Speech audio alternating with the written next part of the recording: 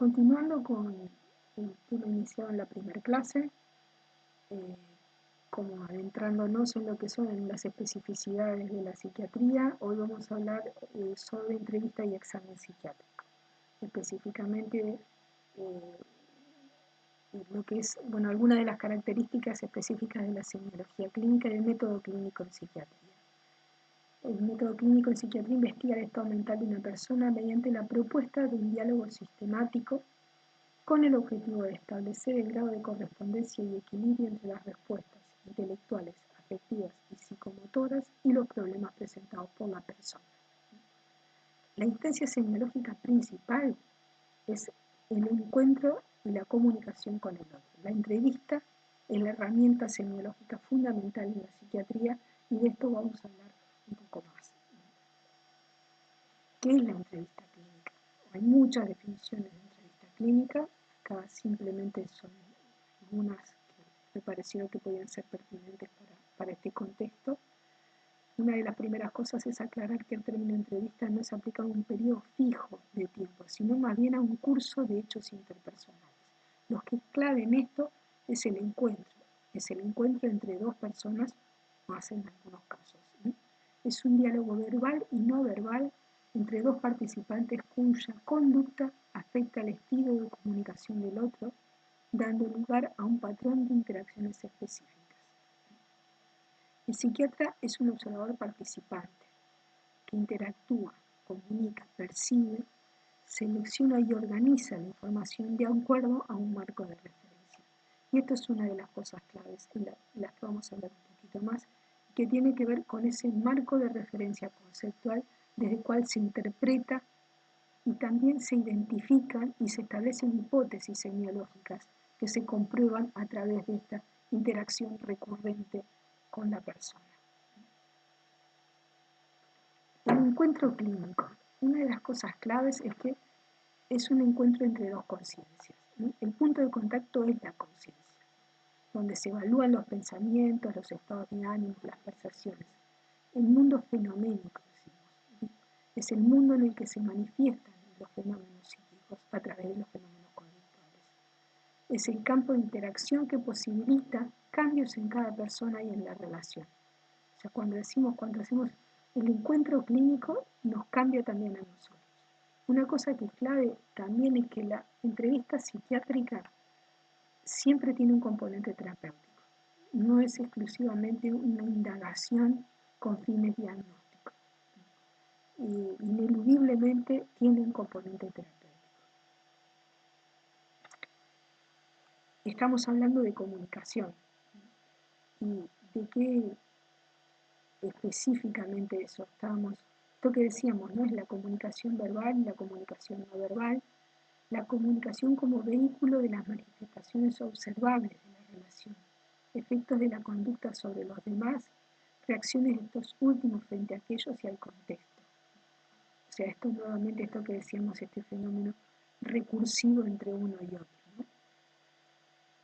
Es un acto creativo que no se mide por el hecho de que el otro entiende exactamente lo que uno dice, sino porque él también contribuye con su parte. Ambos participan en la acción. Cuando se comunican realmente, estará actuando o interactuando en un sistema hermosamente integrado. Este esquemita que está acá tiene que ver con esto mismo que estábamos diciendo en cuanto a lo del marco de referencia también.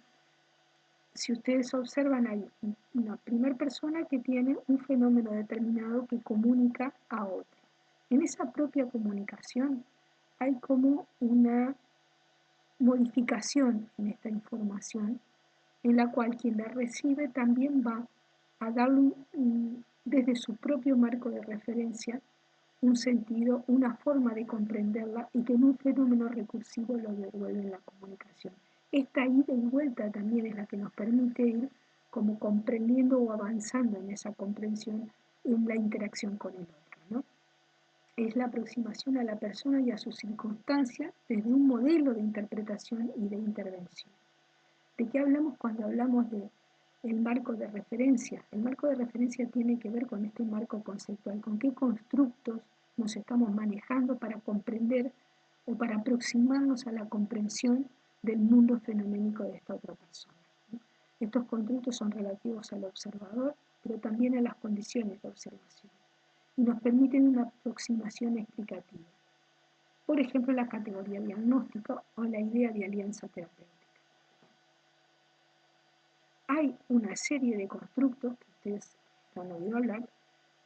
Por ejemplo, la propia idea de enfermedad en psiquiatría, como hablamos hoy más temprano, tiene que ver con una idea, con una inferencia conceptual, ¿no?, en relación a determinadas formas de interpretar los fenómenos mentales que estamos viendo y cómo los categorizamos. Hablamos de dimensiones, de conductas, de historias de vida, y esto que decíamos, que hay como dos métodos interpretativos en relación a estas manifestaciones de la vida psíquica de las personas. El poder comprender qué formas mentales son las que se están manifestando, y esto es lo que nos va a permitir justamente el diagnóstico psiquiátrico, y el poder comprender qué es lo que esto implica como función en la dinámica psíquica de esta persona en particular. Y esto lo que nos va a permitir es aproximarnos a comprender mejor a la persona. Ahora, esto que decimos siempre, ¿no?, de que cada entramado es tejido en cada encuentro clínico, para poder formar un diseño que los contenga todos. ¿Qué incide en el encuentro clínico? Bueno, hay factores, acá hay un punteo muy somero, hay de algunos factores que tienen que ver con el consultante y con el profesional. En cuanto al consultante, una cosa que es clave es si la consulta es espontánea, si es a iniciativa de terceros, voluntaria o involuntaria, con qué expectativas y con qué demandas viene, si viene en búsqueda de comprensión, de comprender qué es lo que le está ocurriendo o de que alguien le comprenda, o si viene en busca de beneficiarse de una expertise de un profesional. Y una cosa que es clave es cuál es la oportunidad de esta consulta, en qué circunstancias se está dando. Respecto al profesional, es importante ver cuál es el objetivo también, ¿no? Si es entender y tratar personas con problemas o trastornos mentales, ¿no? Cuál es el ámbito de atención, si es institucional, si es particular, cómo es este contexto, qué normas tiene, si hay una historia previa de esta persona con este ámbito institucional en particular o del profesional, ¿no? Y lo otro que es importante es, por un lado, considerar la historia global y la historia actual. A su vez, esto que hablábamos de la comunicación, acá hay una comunicación que necesariamente implica una doble mirada, en esto de que somos profesionales a la vez un sujeto en la interacción, pero requiere objetivar, ¿no? Es una interacción desde la subjetividad, pero tiene que haber una mirada objetiva a las características conductuales de la entrevista. Esto implica la observación de las condiciones del contexto, las intervenciones y características del intercambio, las más objetivas, por ejemplo, la duración de las respuestas, el tiempo de reacción para la respuesta, las interrupciones, y estar muy atentos a la comunicación verbal y a la comunicación no verbal. Aspectos a considerar en la práctica clínica: comprender a la persona considerando la forma en que su problema afecta su ser y estar en el mundo y lo que implica como situación existencial. Esto yo creo que es de las cosas que es más difícil a veces poder tomar en cuenta, ¿no? Depende mucho cuál es la cualidad del encuentro con el otro para poder comprender realmente qué impacto tiene en su subjetividad esto que le pasa. No solamente lo que es el fenómeno patológico, sino la experiencia psíquica, la experiencia subjetiva de esa pérdida de libertad que implica el trastorno mental.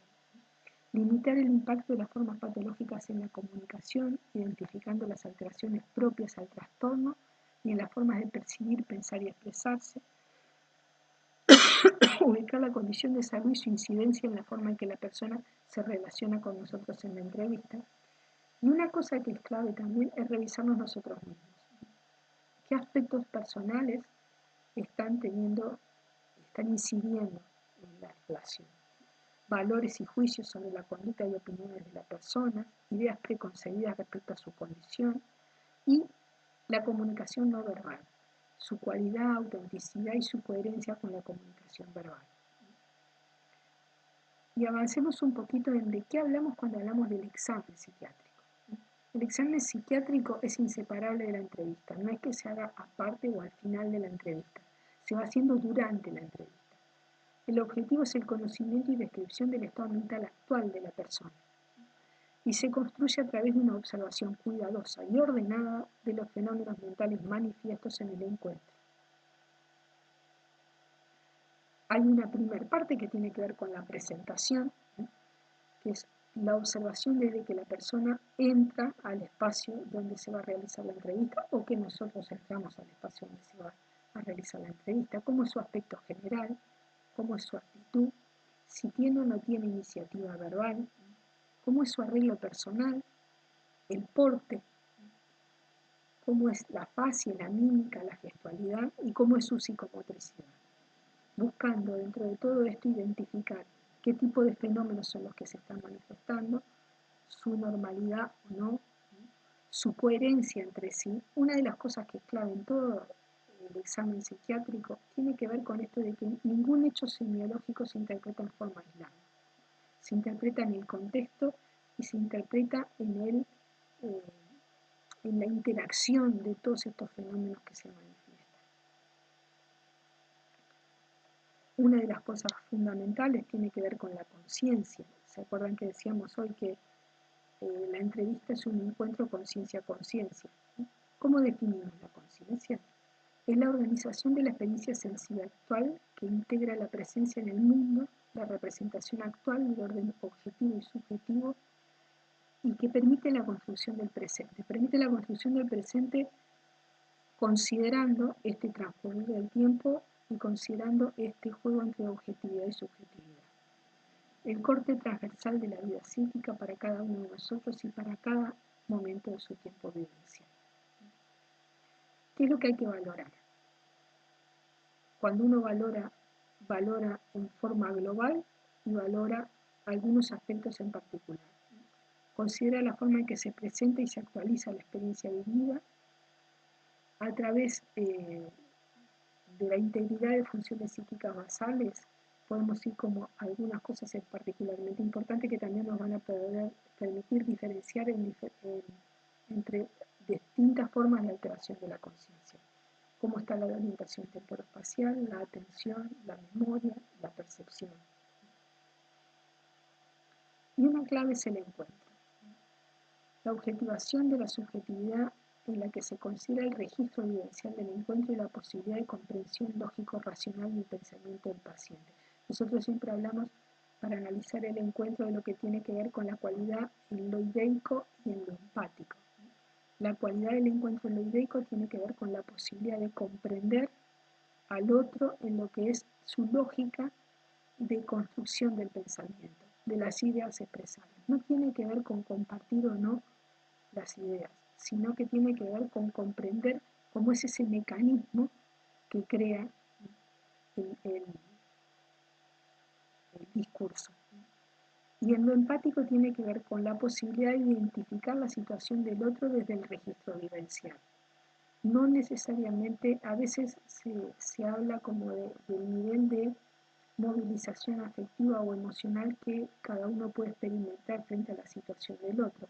Esto puede ocurrir sin que necesariamente haya una buena cualidad de encuentro empático. Yo puedo conmoverme con una situación porque mueva emociones diversas, pero no necesariamente reconozco desde el registro vivencial qué es lo que el otro está experimentando. A nivel del pensamiento, se accede al proceso y contenido del pensamiento a través del análisis del discurso. Aquí evaluamos cómo es ese curso de pensamiento, el caudal verbal, el ritmo, las variaciones en el ritmo, los aspectos formales del discurso, la sintaxis, la semántica, el tipo de asociaciones. Hay diversos tipos de dificultades y de trastornos que se pueden dar en esto, o de alteraciones de trastornos. ¿Y cuál es el contenido? Si este contenido da cuenta de experiencias mentales sin carácter patológico, aunque puedan haber mucho sufrimiento, el sufrimiento no es patológico de por sí, el sufrimiento es parte de los fenómenos mentales normales, y las ideas mórbidas. acá es simplemente un punteo muy básico, ¿no? Delirantes, deliroides, sobrevaloradas, fijas, obsesiones, fobias, depresivas, dolor moral, ideas de muerte, ideas de autoeliminación. Cada una de estas cosas las van a ir viendo en los seminarios que van a tener, también en algunas otras de las clases teóricas, y bueno, y obviamente en el material de lectura que está recomendado para cada uno de estos temas. El humor y la afectividad. El humor es el tono afectivo de base. ¿Sí? Es como cuando uno habla del tono muscular, es como ese tono básico sobre el cual se desarrollan y se dan las oscilaciones de la vida afectiva normal. ¿Sí? La posibilidad de variación de los estados emocionales es el humor normal. Uno tiene la posibilidad de variar su tonalidad afectiva en función de los acontecimientos vitales, en función de sus propios recuerdos y de su vida subjetiva.